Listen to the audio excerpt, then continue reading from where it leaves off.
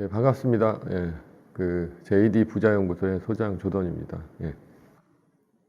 앞으로 4차 산업혁명은 이제 어떤 진행이 될 것이고, 그 다음에 어떻게 4차 산업혁명이 왔는지, 그리고 앞으로 어떤 투자 기업들이 유망한지에 대해서 알아보는 시간을 갖도록 하겠습니다.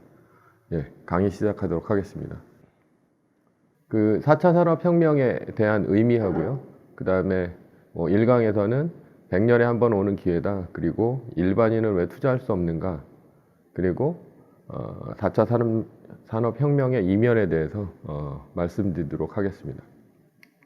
4차 산업혁명입니다. 그 100년에 한 번 오는 기회다 라고 하는데요. 그 1960년대하고 그 다음에 2000년대하고 그 크게 달라진 점은 거의 없습니다. 그러니까 1960년대 같은 경우는 보시면 TV라든가 뭐 라디오, 냉장고, 우리가 쓰는 일반의 이제 가전제품 같은 경우는요, 아주 성능이 좋지는 않았지만 계속해서 있었다라는 얘기죠. 그런데 2000년대에 이제 새로 들어온 제품은 스마트폰과 노트북 정도만 있는데요. 그 2000년대 이후에 그 스마트폰과 노트북이 들어오면서 굉장히 큰 세계적인 변화가 일어났다는 얘기입니다. 여기 보시면 시가총액 상위 기업들이요.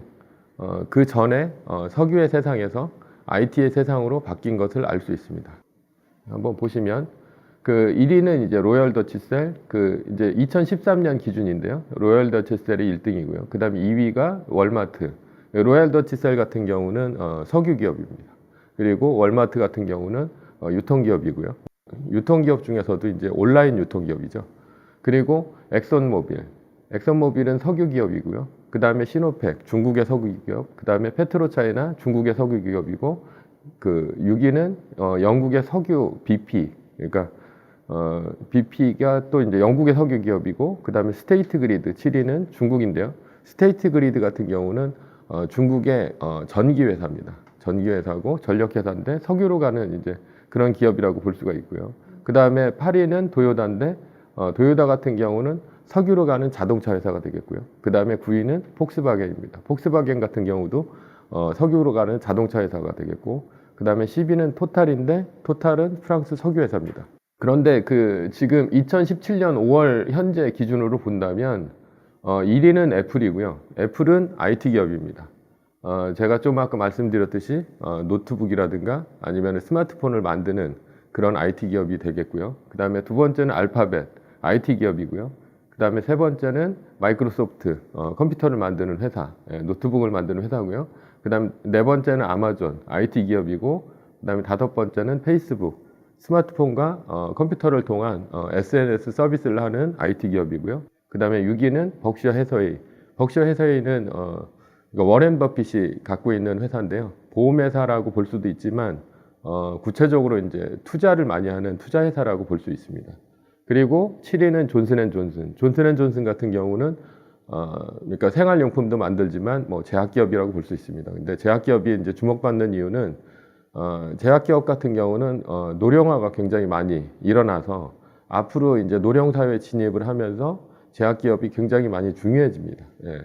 그 노령사회가 많이 일어난 이유는 1945년도에 세계 2차 세계대전이 일어나고, 그리고 이제 베이비붐 세대가 전 세계적으로 굉장히 많이 일어났다는 얘기죠. 그러니까 베이비붐 세대란 얘기는 굉장히 많은 사람들이 전쟁 이후에 많이 태어났다라는 얘기가 되는 거고요. 그러니까 많이 사람들이 이제 전쟁으로서 많이 돌아가시고, 그 다음에 새로운 사람들이 많이 태어났기 때문에 그때 태어난 사람들이 지금 현재 70대 정도가 됩니다. 우리나라 같은 경우는 1953년도에 전쟁이 끝났고 1955년생서부터 베이비붐 세대라고 하는데요. 그러니까 전 세계적으로 이제 전쟁이 끝나면 굉장히 많이 사람들이 생겨나는데, 그 사람들이 노령화가 많이 됐고, 그 노령화가 많이 된 사람들이 앞으로 평균 수명이 굉장히 많이 늘어나면서 지금 현재 IT 기업 못지않게 제약기업 같은 경우가 굉장히 많이 커질 수 있다라고 이제 그 주가에 반영된다고 볼 수 있습니다. 그리고 8위는 엑선모빌인데, 엑선모빌이 이제 2013년도 자료를 보면 한 3위 정도를 하는 걸로 알 수 있습니다. 그래서 그 엑선모빌이 현재는 이제 8위 정도로 떨어졌다 이렇게 볼 수 있고, 9위는 이제 텐센트 IT 기업이고요. IT 기업인데 중국의 IT 기업입니다. 그러니까 텐센트 같은 경우는 중국에서 뭐 예를 들어서 지금 그 페이스북 같은 그런 이제 우리나라의 카카오톡 같은 것들을 이제 거느리면서 IT 기업이라고 볼 수 있고요. 10위는 알리바바인데요. 2위가 월마트고 그다음 10위가 알리바바라는 차이는 뭐냐면 월마트는 오프라인 유통회사고 그다음에 알리바바는 온라인 유통회사입니다. 예, 중국의 이제 온라인 유통회사긴 하지만 중국이 뜬다고 볼 수도 있고 그다음에 온라인 유통이 뛴다고 볼 수도 있습니다. 그리고 아마존 같은 경우도 유통회사라고 볼 수가 있죠. 그러니까 IT 유통회사라고 볼 수 있는데 여기서 우리가 알 수 있는 거는 석유의 시대가 지고 그 다음에 IT의 시대가 왔다라는 얘기가 됩니다. 그러면 석유의 시대가 왜 졌냐? 그리고 석유의 시대가 어떤 시대냐라고 본다면 지금까지 석유의 시대는 한 100년간 지속되어 왔고 그리고 이제 100년간 지속되어 온 게 최근에서야 끝내간다고 볼 수 있습니다. 왜냐하면 석유의 시대가 2013년도까지만 하더라도 석유 기업들이 이렇게 상위권을 차지하고 있었고 그리고 1905년 이후에 이제 석유 기업에 있는 시대들이 계속 왔었는데 2017년이 돼서 모두 IT 기업으로 바뀌었다는 얘기가 되는 거죠. 그러면 석유의 시대는 이제 어떤 시대였냐? 석유의 시대는 이제 1905년서부터 시작되었다고 볼 수 있습니다. 그리고 그 전에 석유는 어떤 식으로 썼었냐면 그 기존에 있는 그 등유 형태로 이제 석유를 썼습니다. 1905년 이전까지는. 등유 형태는 어떤 형태냐? 밤에 이제 불을 밝히는 용도로 썼다는 얘기죠. 그러니까 예전에는 고래가 이제 굉장히 많이 죽었는데요. 고래가 많이 죽은 이유는 고래 기름을 얻으려고 고래를 죽인 그런 역사가 있습니다. 그러니까 고래 고기를 먹으려고 고래를 죽인 게 아니고 고래 기름을 떠서 그 밤에 이제 등유 형태로 썼다는 얘기죠. 근데 이제 석유가 발견이 되고 그다음에 석유가 고래 기름보다 훨씬 더 많은 양이 있고 그다음에 그 기름을 통해서 밤에 그 등유 형태로 이제 쓸 수 있다라는 이제 그런 형태가 됐기 때문에 석유를 쓰긴 했지만 본격적인 석유의 시대가 열린 건 1905년서부터라고 볼 수 있습니다. 1905년이 어떤 시대냐? 1905년 같은 경우는 포드가 자동차, 그러니까 모델 T라는 것을 만들어서 본격적으로 대량 생산이 시작된 시기라고 볼 수 있습니다. 그러면 그 포드가 자동차를 만든 게 이제 어떤 의미냐? 예, 한 2차 산업혁명 정도가 되는데요. 1차 산업혁명하고 다르게. 2차 산업혁명 같은 경우는 1차, 2차, 3차, 4차에 대해서는 제가 따로 말씀을 드리겠지만 2차 산업혁명을 이제 말씀을 드리면 전기를 통한 석유혁명의 시대라고 볼 수 있습니다. 그러니까 왜 그러냐? 그 전까지는 사람이나 우마를 통해서 이제 모든 생산력을 얻어서 이런 것들을 갖고 노동에 썼다라는 얘기가 되는데요. 2차 산업혁명 이후, 그러니까 1차 산업혁명 이후서부터는 기계혁명의 시대가 옵니다. 기계혁명의 시대가 오는데 기계혁명이 왜 기계혁명이냐? 사람이 그 일을 하는 것보다 훨씬 더 생산 효율이 있었다는 얘기가 되는 거죠. 그러니까 왜 그러냐면 사람 같은 경우는 뭐 예를 들어서 이제 터널을 파는 공사가 있었는데요. 포크레인이 처음으로 이제 터널을 파는 공사에 도입이 됩니다. 근데 포크레인 같은 경우는 그 사람보다 이제 훨씬 더 생산 효율이 있었다라는 얘기죠. 그래서 한마디로 이제 포크레인 처음 도입이 됐을 때 많은 이제 탄광에 있던 사람들이 어떤 일을 했었냐면 포크레인 앞에서 이제 삽질을 했다는 얘기죠. 예, 그래서 이제 포크레인을 갖고 터널을 파는 거에 대해서 그 탄광에 있는 노동자들이 굉장히 많은 데모를 했습니다.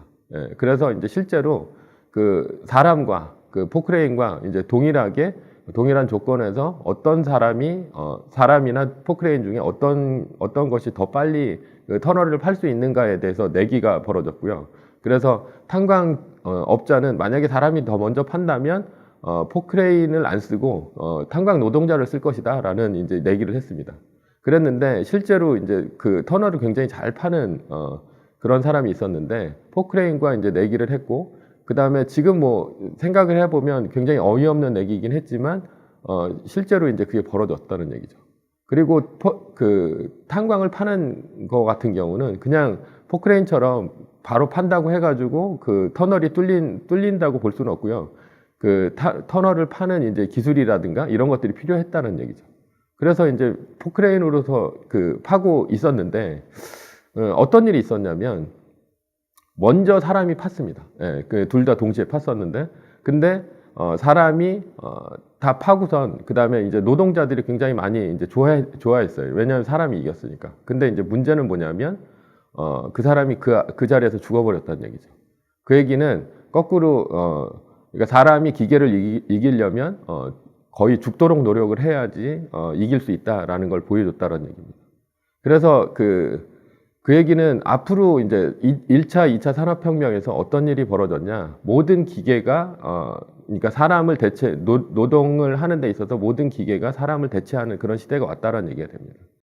그 얘기는, 기계들은 굉장히 많죠. 그러니까 뭐 비행기도 있고요. 이제 석유를 통해서 일어나는 일들이 뭐 이동을 하는 데는 뭐 선박이라든가 아니면 자동차라든가 기차 같은 것들이 필요한데요. 그런 것들이 이제 석유로 움직인다는 얘기가 됩니다. 그러면 그 석유로 움직이는 게 왜 중요하냐? 모든 곳에 트래픽이 걸리는 게 석유에서 트래픽이 걸린다는 얘기가 됩니다. 그 얘기는 기계 같은 경우는 굉장히 많은데요. 기계가 뭐 자동차라든가 선박이라든가 비행기라든가 아니면 무슨 여러 가지 그 기계들이 사람을 대체해서 쓰긴 하는데 모든 곳에 쓰이는 거는 석유가 쓰인다는 얘기죠. 그래서 석유 에너지가 20세기 이후에는 굉장히 중요한 자본이 되는데 그 자본이 시작되는 거를 1905년도라고 보고 있고요. 그 1905년도는 그 포드가 모델 T를 통해서 엄청나게 많은 그 자동차들을 사람들한테 보급하면서 시작이 됩니다. 그래서 1905년도부터 석유의 시대가 시작이 됐는데 석유의 시대가 실질적으로 언제 끝났냐? 2015년 이후에 끝났다라고 볼 수 있습니다. 왜냐하면 종합주가지수 상위 종목들, 세계에서 이제 가장 비싼 주식들이 차지하는 것들은 IT 회사로 바뀌고 있다는 얘기가 됩니다. 그러니까 앞으로 이제 IT 회사가 바뀐 게 단순히 이제 바뀌고 끝나는 게 아니라 이제서부터 바뀌어서 앞으로 한 100년간을 1905년도서부터 시작해서 2015년도까지 왔던 것이 2015년도서부터 시작해서 한 100년 앞으로 오는 100년간을 IT 시대나 아니면 4차 산업혁명의 시대가 온다고 볼 수 있습니다. 그러면 4차 산업혁명을 이제 투자함에 있어서 우리가 이제 어떤 식으로 투자를 해야 될 것이냐라고 생각한다면 일반인은 왜 투자할 수 없는가? 일반인은 상상할 수가 없다. 뭐 이런 얘기를 제가 이제 써놨는데요. 이 얘기는 뭐냐면 이 두 분이 그러니까 자동차왕 헨리 포드하고 스티브 잡스가 얘기한 것이 있습니다. 이 얘기한 게 뭐냐? 두 가지가 하나는 자동차왕 헨리 포드는 내가 만약 고객의 말에 귀를 기울였다면 자동차가 아니라 더 빨리 가는 말을 만들었을 것이다. 그 다음에 스티브 잡스는 나는 소비자를 대상으로 시장 조사를 하지 않는다. 소비자는 새롭고 혁신적인 제품을 보여줄 때까지 그들이 원하는 것을 무엇인지 알지 못한다. 이런 얘기를 했습니다. 이 두 얘기가 뭐냐면 그러니까 세이의 법칙이라고 있는데요. 세이의 법칙이 뭐냐면 공급이 수요를 창출한다는 말이 있습니다. 그거는 이제 제가 두 가지 의미로 이제 말씀드릴 수가 있는데 첫 번째는 만들면 만드는 대로 팔린다는 얘기예요. 그러니까 그 만들면 만드는 대로 팔린다는 얘기는 뭐냐면 이런 천재들이 나와서 스마트폰 같은 건 만듭니다. 아니면 자동차를 만들어요. 그러면 사람들이 그 전까지는 마차가 굉장히 좋은 뭐 제품이었고 마차를 통해서도 우리들이 얼마든지 이동할 수 있다고 생각을 하는데 그런 것들이 나오면서 바로 뭐가 바뀌냐? 이동수단이 바뀐다는 얘기죠. 그러니까 만들면 그 다음서부터는 굉장히 많이 폭발적으로 팔리고 그 다음에 이 이동수단으로 전부 바뀐다는 얘기가 됩니다. 그러니까 이 사람들이 얘기하는 거는 일반인들은 알지 못한다라는 거예요. 어떤 생각을 알지 못하냐면 앞으로 어떤 세상이 펼쳐질지 그거는 제품을 만들어주는 그 혁신적인 천재들 그런 혁신가들이 세상을 바꿔나가는 것이지 사람들의 뭐 설문조사를 해서 다수결에 의해서 민주주의로 뽑는 그런 새로운 제품이 나온다라고 볼 수는 없습니다. 그러니까 그런 예가 이제 우리나라에 있는데요. 어떤 예가 있냐면 주방기구를 만드는 사장이 있었습니다. 근데 그 주방기구를 만드는 사장이 그 사람들한테 설문조사를 했어요. 어떤 게 필요하냐? 자기는 이제 굉장히 혁신적인 그 주방기구를 만들어서 이제 물건을 많이 팔고 그 다음에 뭐 돈도 벌겠다라고 생각을 했겠죠.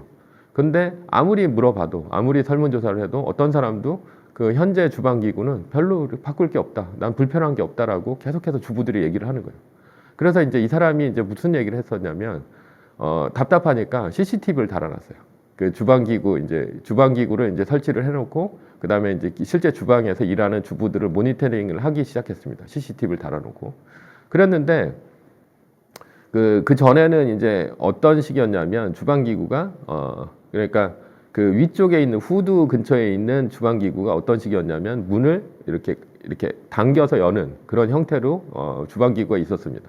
그랬는데 당겨서 열어놓고 머리 높이 정도가 되니까 이 그 주부가 자기가 열어놓은지 모르고 자꾸만 머리를 부딪히는 거예요. 그래서 이 사람이 그걸 보고 어떻게 개발을 했냐, 머리를, 그러니까 후드 옆에 있는 주방 기구의 문을 위로 여는 식으로 만들었습니다. 그러니까 주부들은 매일같이 그걸 쓰는데도 불구하고 어떤 게 필요한지를 잘 모른다는 얘기죠. 예. 그러니까 지금 포드의 말과 스티브 잡스의 말이 어느 정도 설득력이 있다라고 볼 수 있습니다.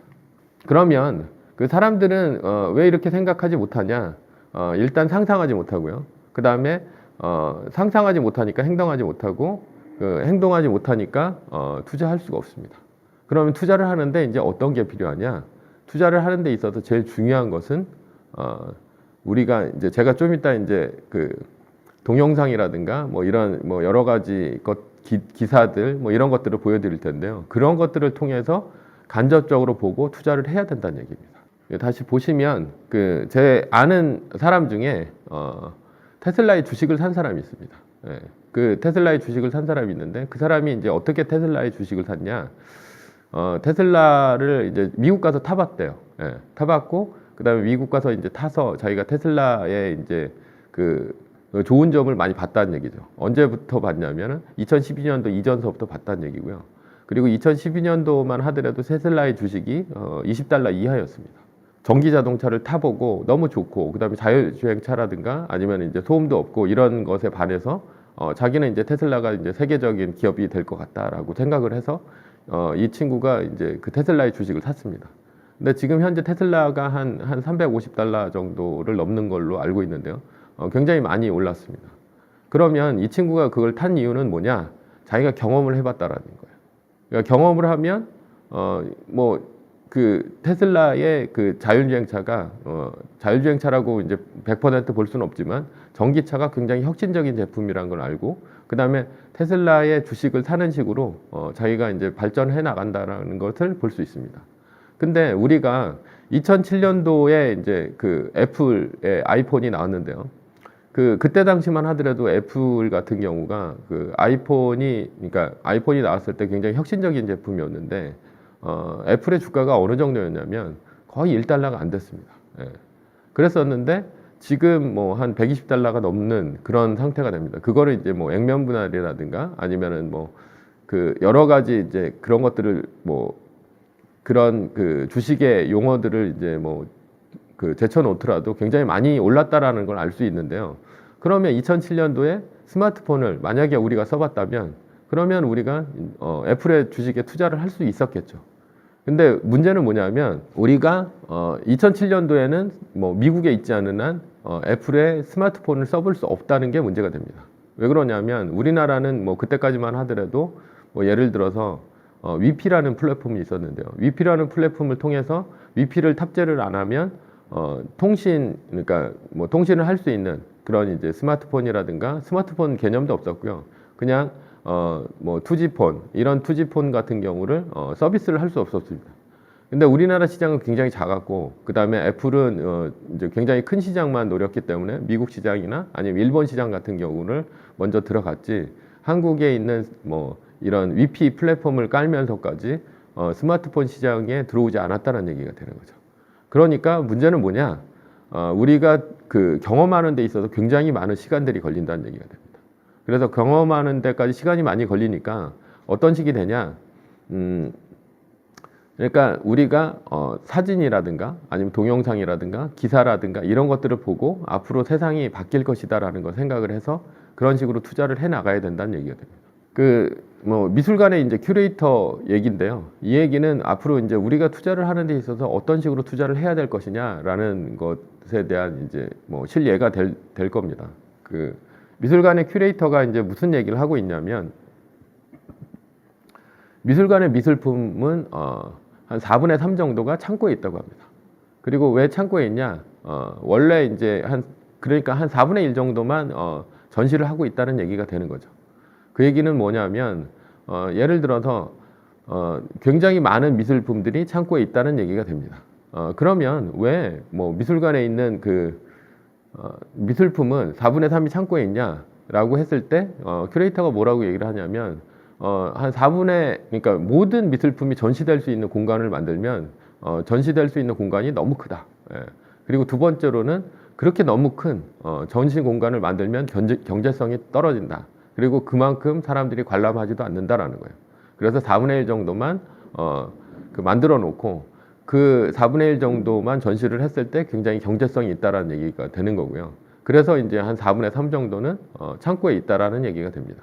그러면 왜 4분의 3을 창고에 놔두냐? 차라리 한 4분의 1 정도의 미술품만을 구입을 해서 그 다음에 경제성 있게 적게 지어서 창고 뭐 보존 비용이라든가 이런 것들을 이제 뭐 최소화하고 그 다음에 4분의 1 정도만 전시를 하면 굉장히 경제적이지 않냐라고 이제 물어보면 미술관의 큐레이터가 뭘 얘기를 하냐면 반드시 오는 미래가 있다 이런 얘기를 합니다. 반드시 오는 미래는 뭐냐면 젊고 유능한 미술가가 그러니까 언젠가는 반드시 죽는다는 얘기가 되는 거예요. 예. 만약에 죽게 되면 그때가 됐을 때 이 미술품은 굉장히 많이 올라간다고 볼 수 있습니다. 그러니까 뭐 10배건, 20배건 뭐 그런 식으로 올라갈 수가 있는데 그때 그 미술품을 산다면 너무 늦는다는 거예요. 근데 미술품의 이 미술관의 큐레이터는 뭘 볼 수 있는 눈이 있냐면 미술가가 어떤 미술가가 아주 좋은 미술품을 그리는지 그리고 이 사람이 만약에 사후에 얼마나 많이 자기의 이제 그 작품의 가치가 올라가는지에 대해서 알 수 있습니다. 그래서 이 사람은 4분의 3 정도를 미래에 투자하고 있는 중이에요. 그래서 창고에 넣어두고 있다라는 거죠. 그리고 그 사람이 만약에 죽게 되면 그때 그 미술품들을 전시를 하거나 아니면 팔아서 다시 미술관을 크게 하는 그런 일을 하고 반복하고 있다라는 거죠. 그래서 우리가 투자를 할 때도 이 큐레이터처럼 반드시 오는 미래에 대해서 현재 가치로 사서 갖고 기다리고 있다가 그 가치가 오면 뭐 팔 수도 있고 아니면 팔지 않고 계속해서 가져갈 수도 있습니다.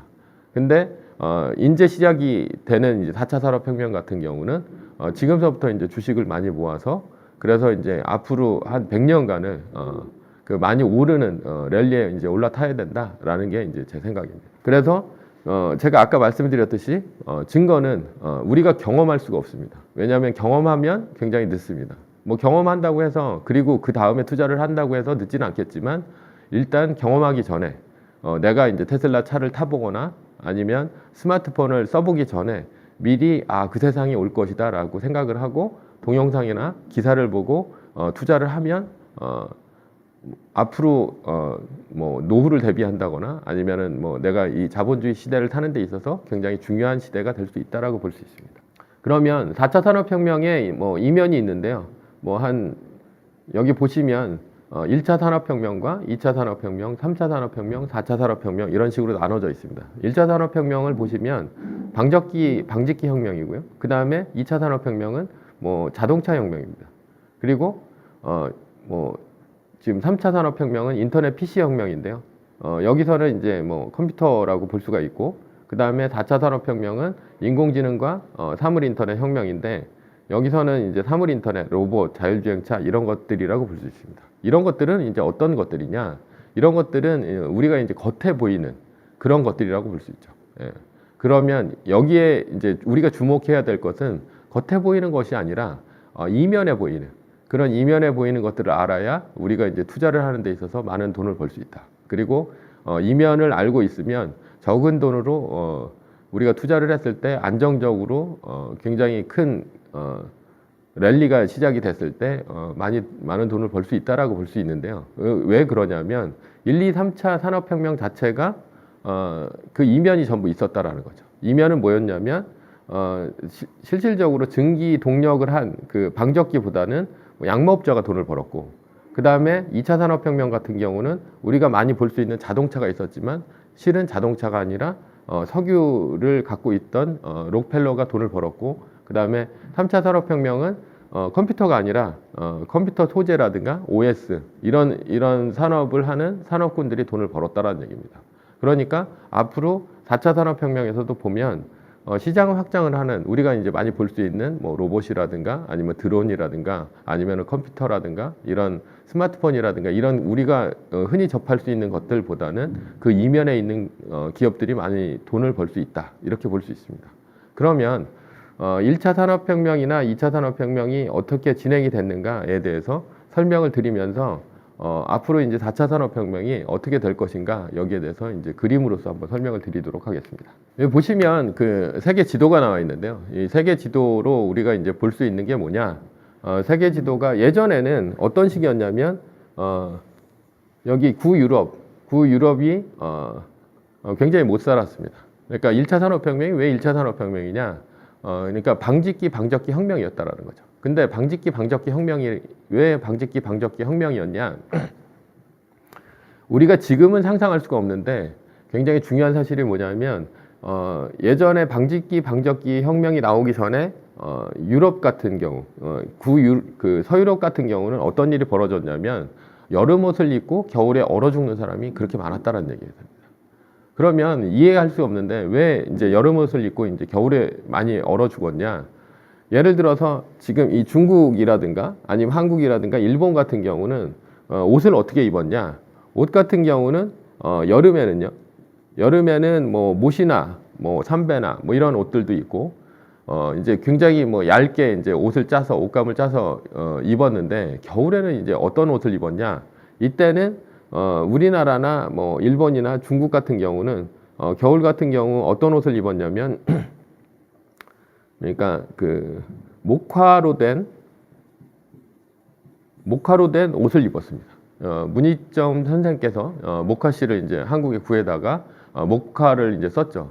그러니까 서민들도 아주 저렴한 가격에 솜 목화를 통해서 겨울을 따뜻하게 보낼 수 있었습니다. 근데 서유럽 같은 경우는 그런 목화 같은 경우가 전혀 없었다라는 거죠. 그래서 이 사람들은 여름 옷을 입고 겨울에 얼어 죽는 경우가 굉장히 많았습니다. 근데 지금 이 서유럽에서 어떤 일이 벌어졌냐? 방직기 방적기 혁명이 벌어졌다라는 거죠. 방직기 방적기 혁명은 양모로 된 것을 짜서 그 이제 배틀을 돌려가지고 옷을 만들었는데 그 전에는 그 양이 굉장히 현저하게 적었습니다. 그래서 예를 들어서 한 500명 정도가 있다라고 했을 때는 하루에 만들 수 있는 옷은 한 50벌 정도밖에 없었다라는 얘기죠. 그러니까 나머지 450명은 뭐 옷을 가질 수 없어서 이제 겨울철 옷은 뭐 가질 수 없기 때문에 굉장히 이제 그 하층민 같은 경우는 겨울에 얼어 죽는 경우가 굉장히 많이 생겼는데요. 얘는 지금 이 한 50벌 만드는 것들이 한 500벌 정도로 늘어나게 됩니다. 그러니까 5,000벌 정도로 늘어나게 됩니다. 그러니까 오히려 옷들이 더 남아돌기 시작한다는 얘기가 되는 거죠. 그러니까 그렇게 됨으로써 이제 옷감이 남아돌기 시작하게 되는데요. 이게 이제 이때 당시에 그 서유럽 같은 경우는 은 유출이 되게 심했습니다. 은 유출이 왜 심했냐? 은 같은 경우가 굉장히 많은 은들이 중국으로 빠져나가고 있었습니다. 그러니까 중국으로 왜 빠져나가고 있었느냐? 예전에 그 유대인들이 돈을 버는 구조가 어떤 식으로 돈을 벌었었냐라고 한다면 유대인 같은 경우는 예를 들어서 예전에 이 서유럽 같은 경우는 금본위제입니다. 금본위제. 금본위제는 뭐냐면 금이 곧 돈이라는 얘기가 되는 거죠. 그리고 이 중국 같은 경우는 은본위제가 됩니다. 왜 은본위제냐? 여기는 이제 은행이라는 게 있죠. 은행. 왜 은행이냐? 그러니까 명나라 때 이제 은을 갖고 화폐를 썼습니다. 그리고 그 금본위제는 예전서부터 뭐 로마 시대 때서부터 계속해서 금을 갖고 이제 화폐를 썼다는 얘기죠. 우리가 화폐를 쓸 때 화폐에 대한 개념이 뭐냐면 변하지 않는 것입니다. 예. 그래서 항상 변하지 않는 것에 좀 주목을 하셔야 되는데 그게 이제 생산수단하고도 직결이 됩니다. 뭐 시간이 있으면 제가 다시 말씀을 드릴 텐데 일단 금본위제가 돼서 금을 갖고 그 모든 화폐를 쓰게 되는데요. 이때 당시 그렇다면 여기 금이 비싸고 이쪽은 은이 더 가치가 있었다라고 볼 수 있죠. 그래서 이때 당시에 이제 그 서유럽 같은 경우는 은하고 금하고 바꾸는 교환 비율이 1대 13이었습니다.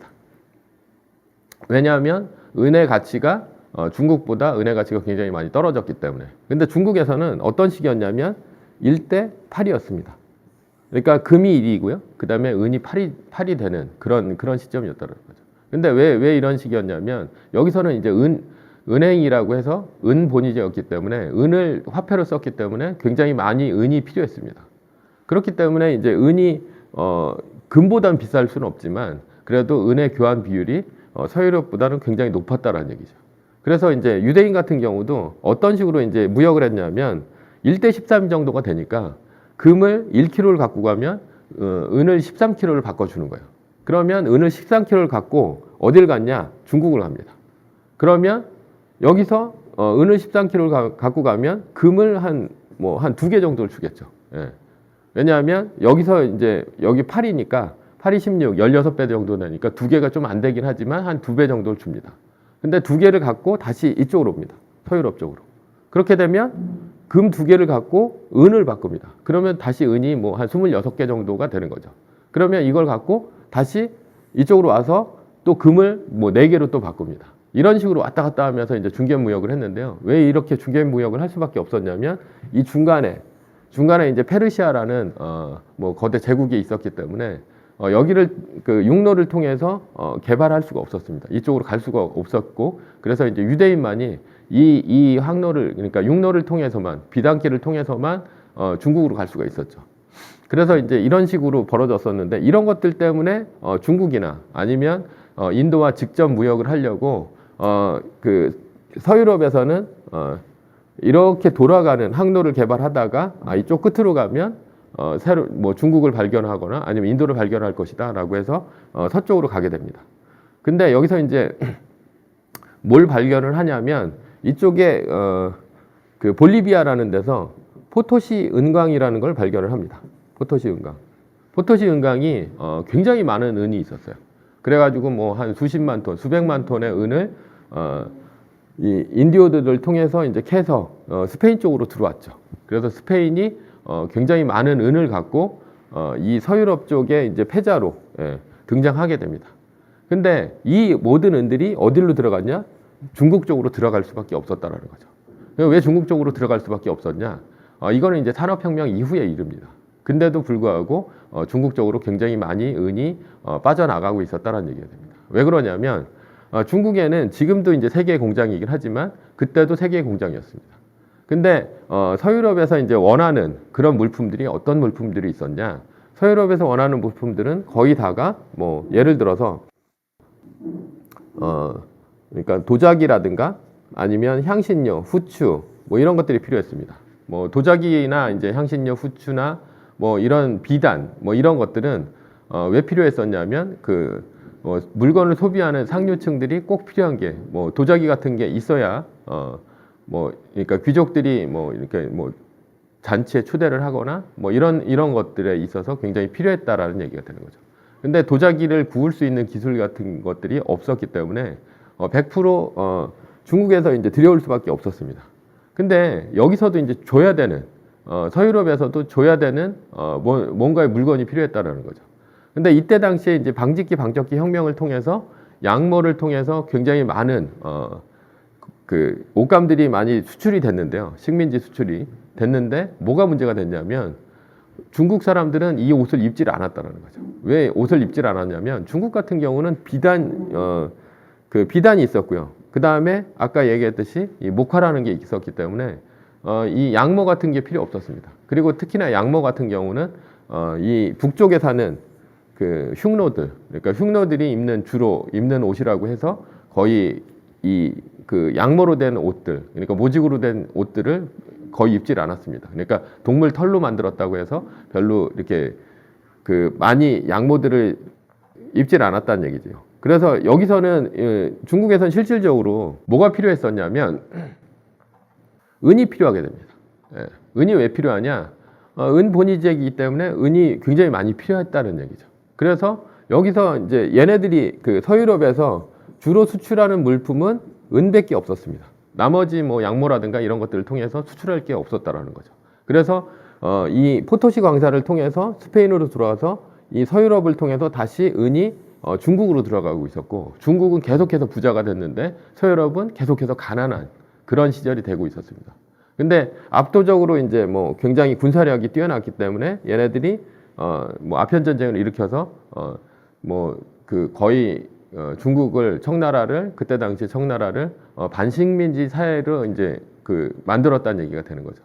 근데 여기서 이제 우리가 알 수 있는 거는 뭐 이런 식의 이제 뭐 역사를 통해서도 알 수 있지만 여기서 어떤 사람들이 돈을 벌었냐? 1차 산업혁명 시절에 어떤 사람들이 돈을 벌었냐면 뭐 예를 들어서 방직기 방적기로 굉장히 많은 돈을 벌었으니까 이 사람들이 많이 돈을 벌었을 거다라고 생각할 수 있는데요. 실질적으로는 방직기 방적기보다 그 양모업자들이 훨씬 더 돈을 많이 벌었습니다. 왜 그러냐면 여기 앞에 보시면 이제 그 방직기 방적기가 시장을 확장한다 이렇게 볼 수 있는데요. 근데 독점을 하는 데는 어디였었냐? 양모업자라는 얘기죠. 예. 왜 그러냐? 왜 양모업자였냐? 그러니까 방직기 방적기는 지금으로 예를 이제 3차 산업혁명 같은 경우 예를 들어보면 컴퓨터를 만드는 회사가 있었습니다. 여기 보시면 여기 컴퓨터가 있죠. 그리고 독점은 컴퓨터 소재나 OS, 서치 엔진 뭐 이런 것들로 이제 제가 말씀드릴 수가 있는데요. 이 얘기는 뭐냐면 예를 들어서 컴퓨터를 만드는 회사들이 우리가 이제 1980년대, 90년대 초반서부터 이제 굉장히 많은 회사들이 생겼죠. 삼성이라든가 아니면 뭐 세진 컴퓨터랜드, 그리고 이제 HP, 델, IBM 뭐 이런 회사들이 굉장히 많이 생겼는데요. 이 회사들은 실질적으로 거의 돈을 못 벌었습니다. 그리고 현재 델이나 HP나 뭐 이런 회사들도 굉장히 부실해져서 상장 폐지도 되고 아니면은 이제 사업 축소가 굉장히 많이 되는, 그리고 우리나라의 이제 뭐 삼보라든가 아니면 세진이라든가 이런 기업들은 상장 폐지가 되고 굉장히 기업이 망하는 그런 일이 벌어졌다는 얘기죠. 근데 지금 우리가 생각을 해보면 이런 기업들은 어떤 기업들이냐? 시장을 넓혀주는 기능을 합니다. 사람들이 컴퓨터라는 걸 처음 받았을 때는 컴퓨터가 굉장히 대단하니까 사람들이 많이 산다는 얘기죠. 많이 사는데 어느 정도 이게 사다 보면 경쟁자들이 굉장히 많이 늘어납니다. 왜 경쟁자들이 많이 늘어나냐? 이것들은 만들기 쉽다라는 얘기가 되는 거죠. 만들기 쉬우니까 경쟁자들이 많이 늘어나고 경쟁자들이 늘어나니까 영업이익은 계속해서 줄어들 수밖에 없죠. 근데 시장이 많이 늘어날수록 좋아하는 기업들이 있습니다. 어떤 기업들이냐면 예를 들어서 MS 같은 기업이죠. 마이크로소프트 같은 경우는 윈도우를 만들어 파는데요. 컴퓨터가 뭐 예를 들어서 삼성이건 뭐 HP건 아니면 뭐 세진이건 어떤 기업이건 만들어서 뿌리면 그러면 그 안에 꼭 탑재돼야 되는 거는 뭐 윈도우 95라든가 아니면 요즘에 윈도우 7이라든가 아니면 윈도우 10 뭐 이런 것들이 꼭 들어가야 된다는 얘기죠. 그러니까 이 기업들이 우리가 항상 볼 수 있는 기업들은 어떤 기업들이냐? 이런 컴퓨터와 같은 겉에 보이는 기업들이고요. 그리고 실질적으로 굉장히 주가가 많이 올라간 기업들은 어떤 기업들이냐? 이런 컴퓨터 소재라든가 아니면 OS라든가 서치 엔진이라든가 이런 기업들이죠. 이런 기업들이 시장을 확장해 놓으면 이런 기업들은 더 적게 파는, 그러니까 더 싸게 파는 기업들이 늘어나서 이제 망해버리고, 이런 기업들은 이 기업들을 토대로 굉장히 주가가 많이 올라가는 이런 패턴이 반복이 된다라는 거예요. 그래서 이게 1차, 2차, 3차, 4차 산업혁명을 통해서도 앞으로도 갈 거고, 그래서 지금 현재 4차 산업혁명에서도 중요한 거는 어떤 기업들이냐? 이 기업들이 더 중요하다는 얘기입니다. 실질적으로 이 방직기 혁명이었는데, 방직기가 왜 돈을 못 벌었냐? 굉장히 많은 방직기 업자들이 생겨났고, 그걸 통해서 이제 영업이익이 줄어드는 데다가, 이때 당시에 이제 양모 업자들 같은 경우는 어떻게 생겼냐면, 방직기가 그냥 돌아가냐 이거예요. 예, 그냥 돌아가지 않는다라는 거죠. 근데 방직기는 누구나 쉽게 만들 수 있고, 이런 방직기 업자들은 굉장히 많이 늘어나고 있는데, 양모가 모자라서 굉장히 막 아우성을 치고 있었던 그런 현실이었고, 그 다음에 양모업자들은 뭐 정치적으로도 좀 능해서 영국의 의회를 통해서 자기네들이 뭐 그 영국에서만 그 양모를 생산한 양모를 갖고 식민지에다 수출할 수 있는 길을 뭐 법안을 만들고, 그래서 양모업자들이 돈을 굉장히 많이 벌었습니다. 그래서 결론은 방직기 업자들은 굉장히 양모를 통해서 뭐 영국이 식민지를 많이 만들어서 수출하는 역할을 하긴 했지만 거의 모든 영업이익은 그 양모업자들이 다 갖고 갔다는 얘기가 됩니다. 그러니까 이 3차 산업혁명과 1차 산업혁명이 동일하다는 얘기죠. 그러면 2차 산업혁명의 자동차는 어땠냐? 우리가 흔히 볼 수 있는 건 자동차입니다. 근데 자동차가 실질적으로 자동차 회사들은 굉장히 많이 늘어납니다. 뭐 폭스바겐이라든가 BMW라든가 뭐 포드라든가 뭐 이런 것들이 굉장히 많이 늘어나는데, 나중에 그 자동차를 꼭 돌리기 위해서는 뭐가 필요하냐? 석유가 필요했다는 얘기죠. 그러니까 석유는 꼭 넣어야 되는 거예요. 그래서 이거를 보고 이제 그 벤치마킹을 한 사람이 있었습니다. 그 사람이 누구냐? 석유왕 이제 록펠러가 되는 거죠. 그래서 실질적으로 석유왕이 왜 될 수밖에 없냐? 석유가 왜 그 20세기를 지배했냐라고 한다면 석유를 갖고 있어야지만 자동차도 만들고요. 자동차를 굴릴 수도 있고, 그 다음에 자동차에 들어가는 철을 만들 수도 있고. 뭐 예를 들어서 모든 기계 장치, 모든 것들은 자동차를 통해서 전기를 만들어내고, 전기를 통해서 기계를 돌리건 아니면은 어떤 기계 장치를 만들건 아주 기본이 되는 게 석유였다라는 거죠. 그래서 석유가 지금까지 20세기를 지배했다는 얘기고, 이 석유의 시대가 가고, 그 다음에 지금 현재는 신재생에너지의 시대가 옵니다. 그래서 지금 현재는 사물 인터넷, 로봇, 자율주행차, 휴머노이드 뭐 이런 4차 산업혁명에 있어서 사람들이 누구나 다 얘기를 하는데요. 이런 것들은 앞으로 어떻게 될 것이냐, 시장을 확장해주는 역할로 할 것입니다. 근데 문제는 뭐냐면 어떤 애들이 그 나중에 그 굉장히 안정적으로 독점적인 이익을 얻으면서 굉장히 많이 커질 것이냐라고 본다면 그거는 통신이라든가 AI, 사물 인터넷, 그리고 뭐 소재라든가 배터리 이런 업체들이 되겠죠. 그런 업체들이 지금 우리가 볼 수 있는 스마트폰이라든가 아니면 휴머노이드라든가 아니면 드론이라든가 뭐 이런 자율주행차 이런 것들이 서로 경쟁을 하면서 시장을 커나갈 때 조용히 미소를 지으면서 굉장히 많이 커나가는 그런 기업들로 되지 않을까 이렇게 생각을 합니다.